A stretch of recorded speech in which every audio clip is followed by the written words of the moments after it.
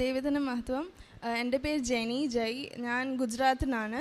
So actually ഞാൻ BCom graduate ആണ്.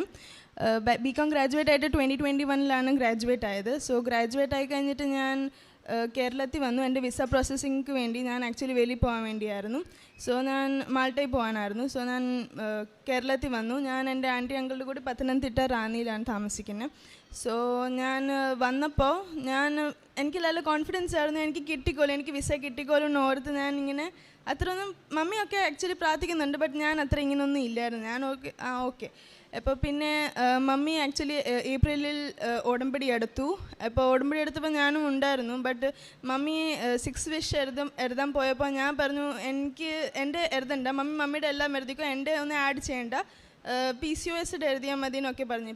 അപ്പോൾ ഇപ്പോൾ ആക്ച്വലി പറയുവാണെങ്കിൽ എൻ്റെ PCOS എനിക്ക് മെഡിക്കേഷൻ ഇല്ലാതെ എൻ്റെ പീരിയഡ് റെഗുലറായിട്ട് വരാൻ തുടങ്ങിയിട്ടുണ്ട്. പിന്നെ മമ്മീനെ ഇങ്ങനെ പറഞ്ഞായിരുന്നു ദാറ്റ് എൻ്റെ ഒന്നും എഴുതണ്ട, വിസയുടെ ഒന്നും എഴുതണ്ട, എൻ്റെ ആയിക്കോലും, ഞാൻ ഇങ്ങനെ കോൺഫിഡൻസ് ആയിട്ട് എൻ്റെ മെറിറ്റ് ഉണ്ടല്ലോ, എനിക്ക് വേണ്ട, ചുമ്മാ വേസ്റ്റ് ചെയ്യണ്ട, ചുമ്മാ വേറെ വിഷയമൊക്കെ എഴുതിക്കോ എന്നൊക്കെ ഞാൻ പറഞ്ഞു.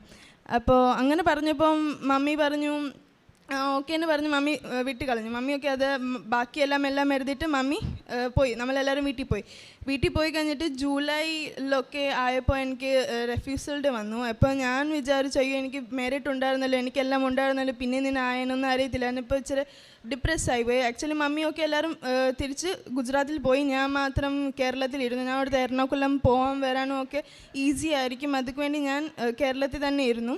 സോ ഞാൻ തിരിച്ച് പോയില്ല. എൻ്റെ മമ്മി എല്ലാവരും പോയി, ഞാൻ മാത്രം അവിടെ ഇരുന്നു. ഞാൻ ഓർത്ത് ജൂലൈയിൽ എനിക്ക് കിട്ടുമ്പോൾ പിന്നെ എല്ലാവരും പോയാൽ മതിയല്ലോ എന്ന് ഞാനിങ്ങനെ വിചാരിച്ചതാണ്. എല്ലാവരും ഒക്കെ ബൈ എന്നൊക്കെ എല്ലാം പറഞ്ഞ് ഫെയർവെല്ലൊക്കെ ആയിട്ട് ഞാൻ വന്നതായിരുന്നു. തിരിച്ചു പോകാൻ ഇച്ചിരി പോകാൻ ഇങ്ങനെ മനസ്സില്ലായിരുന്നു. സോ ഞാൻ പോയില്ല. പിന്നെ ഇച്ചിരി നേരം കഴിഞ്ഞിട്ട് എനിക്ക് ജൂലൈയിൽ എനിക്ക് റെഫ്യൂസൽ കിട്ടിയപ്പോൾ എനിക്ക് ഒത്തിരി ഇങ്ങനെ സങ്കടം വന്നു, ഇച്ചിരി ഡിപ്രഷനും പിന്നെ ആങ്സൈറ്റി പോലെ ഇങ്ങനെയൊക്കെ വന്നു. ഇപ്പോൾ ഫ്യൂച്ചറിൽ എന്താകും, എൻ്റെ ഒന്നും ആകത്തില്ലല്ലോ എന്നിങ്ങനെയൊക്കെ ആയി. അപ്പോൾ പിന്നെ എൻ്റെ ആൻറ്റിയും പിന്നെ എല്ലാവരും പറഞ്ഞു ഇങ്ങനെയാണെങ്കിൽ നീയും ഉടമ്പടി എടുത്തോ. ഇപ്പം ഞാൻ ജൂലൈ മാസത്തിൽ ഉടമ്പടി എടുത്തു. ഉടമ്പടി എടുത്തിട്ട് 22 ജൂലൈയിലാണ് ഞാൻ ഉടമ്പടി എടുത്തത്. പിന്നെ ഞാൻ ഉടമ്പടി എടുത്തപ്പോൾ എനിക്ക് മാതാവിനെ അടുത്തുകൊണ്ട് വരാൻ എനിക്ക് ഭാഗ്യമുണ്ടായിരുന്നു. സോ എനിക്ക് തോന്നി എനിക്ക് എന്തെങ്കിലും കിട്ടാനായിരിക്കും എനിക്ക് മാതാവിനെ കിട്ടിയെന്ന് ഞാൻ ഇച്ചിരി ഇങ്ങനെ ബിലീവ് വന്നു. പിന്നെ ഇച്ചിരി നേരം കഴിഞ്ഞിട്ട് എനിക്ക് പേപ്പറൊക്കെ ഇങ്ങനെ ടാസ്കൊക്കെ അല്ലേ, ഇങ്ങനെ ഒരു മിഷൻ പോലെയല്ലേ, നമ്മൾക്ക് പേപ്പർ ഡിസ്ട്രിബ്യൂട്ട് ചെയ്യണം, നമുക്ക് ചാരിറ്റബിൾ ട്രസ്റ്റ് എല്ലാം ഇങ്ങനെയൊക്കെ ചെയ്യണം എന്നൊക്കെ പറഞ്ഞിട്ടുണ്ട്. സോ ഞാൻ എൻ്റെ അങ്കിളുടെ കൂടി ഓൾഡ് ഏജ് ഹോമിലൊക്കെ പോയായിരുന്നു. പിന്നെ എൻ്റെ വീട്ടിൻ്റെ മുമ്പേ ചാരിറ്റിക്ക് വേണ്ടി എല്ലാം ആൾക്കാരുകൾ വരുമ്പോൾ അവരൊക്കെ ഹെൽപ്പ് ചെയ്യുമായിരുന്നു. പിന്നെ പേപ്പർ ഡിസ്ട്രിബ്യൂഷൻ്റെ കാര്യം പറയുമ്പോൾ ഞാൻ പേപ്പർ റെയിൽവേ ഓട്ടോക്കാരും പിന്നെ കടക്കാരെയൊക്കെ ഞാൻ കൊടുക്കും. പിന്നെ ഞാൻ താലൂക്ക് ഹോസ്പിറ്റലിൽ കേട്ടാൻ തരത്തില്ല, ബട്ട് ഞാൻ വെളിയിൽ എല്ലാവരെയും കൊടുത്തായിരുന്നു.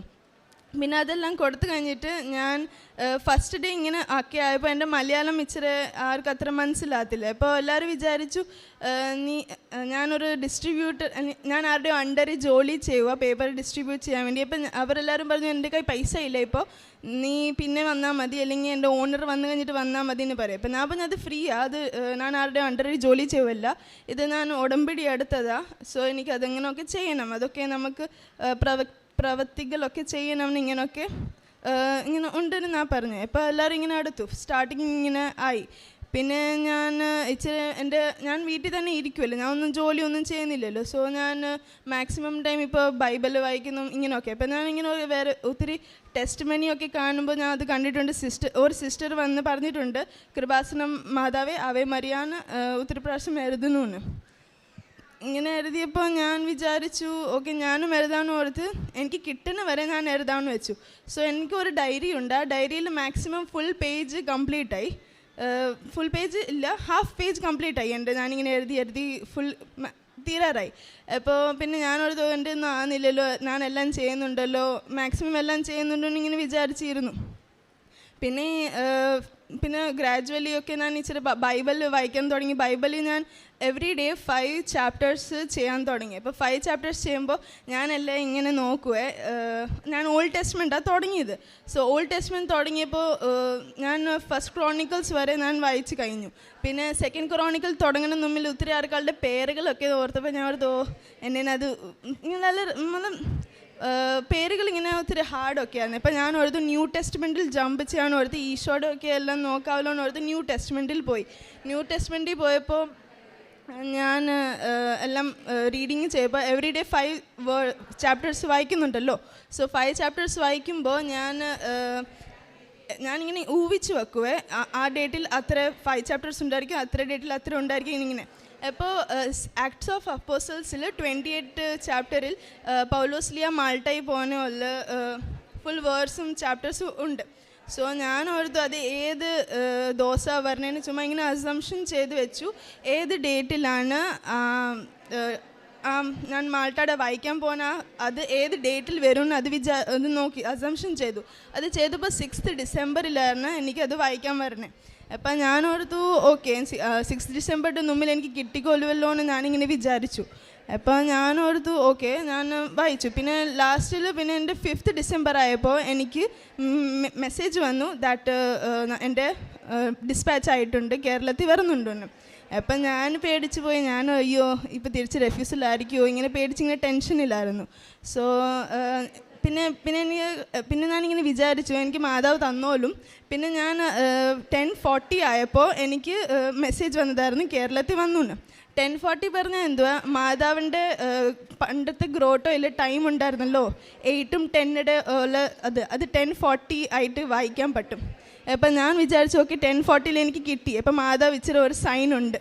പിന്നെ സെക്കൻഡ് സൈൻ പിന്നെ ഞാൻ ഓർത്തു ഓക്കെ എൻ്റെ കിട്ടി. പിന്നെ എറണാകുളത്തിൽ വന്നത് 2:50 സംതിങ് ആയപ്പോലെ. അത് 2:50 ഞാനിങ്ങനെ വിചാരിച്ച് മാതാവ് ഇങ്ങനെ കൈ വെക്കുന്നുണ്ട് ക്ലോക്കിൽ. അപ്പം ഈ കൈ വരണേ 2 o'clock, ഈ കൈ വരണേ 10 പറഞ്ഞാൽ 50. സോ 2:50 എനിക്ക് എറണാകുളത്തിൽ വന്നു അങ്ങനെ നമ്മൾ ഡിസ്പാച്ചിൽ ഇങ്ങനെ കാണിച്ചു. അപ്പം ഞാൻ ഓർത്ത് ഓക്കെ ഇപ്പോൾ ഷോറാ മാതാവ് തന്നെയായിരിക്കും എൻ്റെ ചെയ്യുന്നതെന്ന്. പിന്നെ ആ ദിവസം തന്നെ രാവിലെ ഞാൻ അച്ഛൻ്റെ ടോക്കൺ കേട്ടോണ്ടിരിക്കുക. എനിക്ക് അത്ര മലയാളം അത്ര പ്യുവറായിട്ട് അറിയില്ല. സോ എനിക്ക് ഇച്ചിരി കേൾക്കാൻ അറിയാൻ വന്നു. 4 നമ്പറുടെ ഡിജിറ്റ് എന്തെങ്കിലും പ്രത്യേകം ഉണ്ട് ബൈബിളിൽ ഒത്തിരി ഉണ്ട് ഇങ്ങനെ എന്തോ അച്ഛൻ പറയുന്നുണ്ടായിരുന്നു. അപ്പം ഞാൻ ഓർത്ത് അയ്യോ അത് വന്നല്ലോ. 10:40 കണ്ടു, പിന്നെ 2:50 കണ്ടു. ഇപ്പം എൻ്റെ എപ്പോൾ കിട്ടും ഒന്നും അറിയില്ല. സോ അത് ഞാൻ നോക്കിയപ്പോൾ 4 മണിക്ക് കിട്ടുമായിരിക്കുമല്ലോ എന്ന് ഞാൻ ഇങ്ങനെ വിചാരിച്ചു. ബട്ട് 4 മണിക്ക് വന്നില്ല. ബട്ട് 4:14 ആയപ്പോൾ എനിക്കൊരു ഫോൺ വന്നു, ഏജൻസീന്ന് ഫോൺ വന്നപ്പോൾ ഞാൻ ഓർത്ത് ഹലോ പാസ്പോർട്ട് വന്നേ ഇങ്ങനെ പറഞ്ഞു. അപ്പം ഞാൻ പേടിച്ച് ഫോൺ കട്ടാക്കിയിട്ട് ഞാൻ പ്രത്യക്ഷ എല്ലാം പ്രാർത്ഥന എല്ലാം ചൊല്ലി കഴിഞ്ഞിട്ട് ഫോൺ വിളിച്ചപ്പോൾ എൻ്റെ പപ്പയാ ഫോൺ വിളിച്ചത്. അപ്പോൾ പപ്പാനെ ആക്ച്വലി ഏജൻസിക്കാർ ഞാൻ ഫോൺ കട്ടായെന്ന് പപ്പാനെ വിളിച്ച് പറഞ്ഞു കിട്ടിയെന്ന് പറഞ്ഞു. അപ്പോൾ എനിക്ക് 5th ഡിസംബറിൽ എനിക്ക് മാൾട്ടയുടെ വിസ കിട്ടി. 6th ആയിരുന്നല്ലോ, ബട്ട് അതിന് മുമ്പ് എനിക്ക് കിട്ടി. സോ 5th ഡിസംബറിൽ എനിക്ക് മാൾട്ടയുടെ വിസ കയ്യിൽ കിട്ടിയപ്പോൾ ഞാനെല്ലാം ഇങ്ങനെ സന്തോഷത്തിലായി. പിന്നെ ഞാൻ ഓർത്ത് താങ്ക് യു ഇങ്ങനെ പറയും. അപ്പോൾ ഞാൻ ഒരു ജപമാല ഫുള്ള് ആ സമയത്ത് എനിക്ക് കിട്ടിയപ്പോൾ പറഞ്ഞു കഴിഞ്ഞിട്ട് ഞാൻ പിന്നെ എൻ്റെ എല്ലാവരും ആൻറ്റിമാരെയും പറഞ്ഞു. ഞാൻ ആൻറ്റിയുടെ കൂടിലാണല്ലോ താമസിക്കുന്നത്. സോ ഞാൻ ആൻറ്റീനൊക്കെ പറഞ്ഞു. ആൻറ്റിയൊക്കെ എല്ലാവരും ഇങ്ങനെ കരയും. ഒത്തിരി ഞാൻ 7 months ആയിട്ട് ഞാൻ എൻ്റെ വീട്ടിൽ പോയിട്ടില്ലല്ലോ. സോ ഞാൻ ഇച്ചിരി സങ്കടത്തിലായിരുന്നു ആദ്യമേ തൊട്ട്. സോ അതൊക്കെയായി. പിന്നെ എനിക്ക് 5th ഡിസംബറിൽ കിട്ടി. ഇപ്പോൾ 15th ഡിസംബറിൽ ഞാൻ മാൾട്ട പോവാണ്. സോ എനിക്ക് അതെല്ലാം തന്നതിന് മാതാവിന് കോടാനക്കോടി നന്ദി.